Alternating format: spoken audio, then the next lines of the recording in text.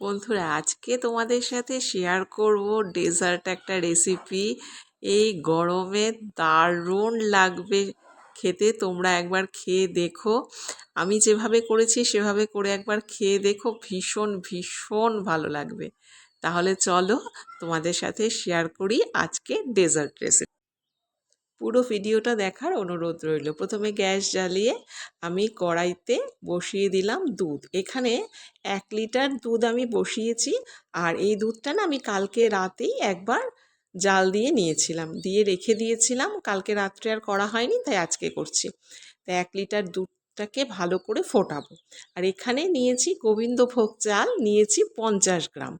50 গ্রাম গোবিন্দভোগ চালকে এবার ভালো করে ধুয়ে নেব।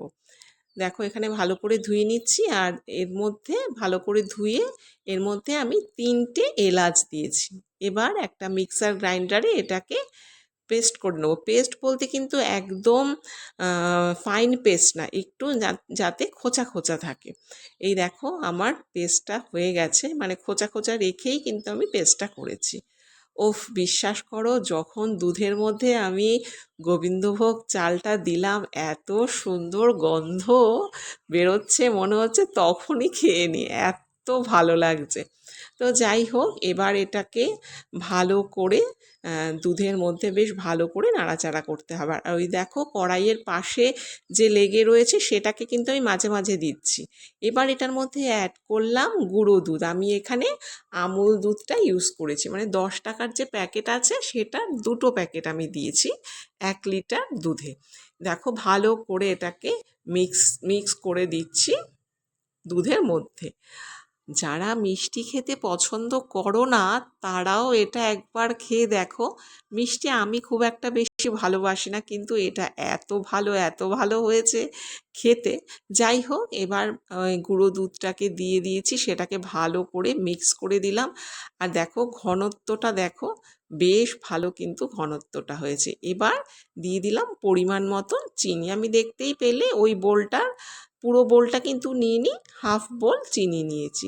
এবার চিনিটা দেওয়ার পর একটুখানি জল ছাড়বে, তো সেই জন্য একটু ভালো করে ওটাকে আরও ভালো করে মানে ঘন করতে হবে, মানে জল জল যেন না থাকে। এবার দেখো আমি আম নিয়ে নিয়েছি। আম এখানে আমি 2টো আমের আঁটি বাদ দিয়ে অংশগুলোটা নিয়েছি। এবার এটাকে পেস্ট করে নিয়েছি, ওটা রেখে দিলাম। এবার কাজু দিয়ে দিচ্ছি। গোটা কাজুকে আমি ভেঙে দিয়েছি একটু।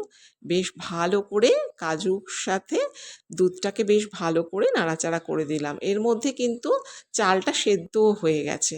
গ্যাসটাকে এবার অফ করে দিলাম। কিছুক্ষণ রেখেছি একটু ঠান্ডা হয়ে, তারপর আমের পাল্পটা দিয়ে দিলাম। আমের পাল্পটা দিয়ে এবার এটা এই দুধটার সাথে বেশ ভালো করে নাড়াচাড়া করে দিচ্ছি। খুব গরমে দিলাম না, কেন অনেক সময় কেটে যাওয়ার সম্ভাবনা থাকে, সেই জন্য একটু ঠান্ডা করে দিয়েছি। কি ভালো যে খেতে হয়েছে, আর কি বলবো। লাস্টে আরেকটা জিনিস অ্যাড করব, তোমরা লাস্ট পর্যন্ত অপেক্ষা করো। বেশ ভালো করে দেখো আমের পাল্পটাকে বেশ ভালো করে মিশিয়ে দিচ্ছি। আর কালারটাও কিন্তু বেশ সুন্দর, অসাধারণ লাগছে।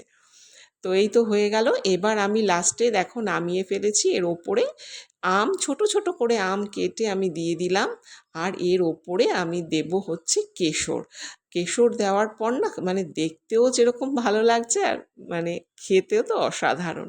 তো আজকে রেসিপিটা তোমাদের কেমন লাগলো জানাবে কিন্তু কমেন্ট করে। আর একবার এই আমের সিজনে, এই গরমের দিনে একবার করে দেখো এই রেসিপিটা, সবাই বলবে ভীষণ ভালো হয়েছে।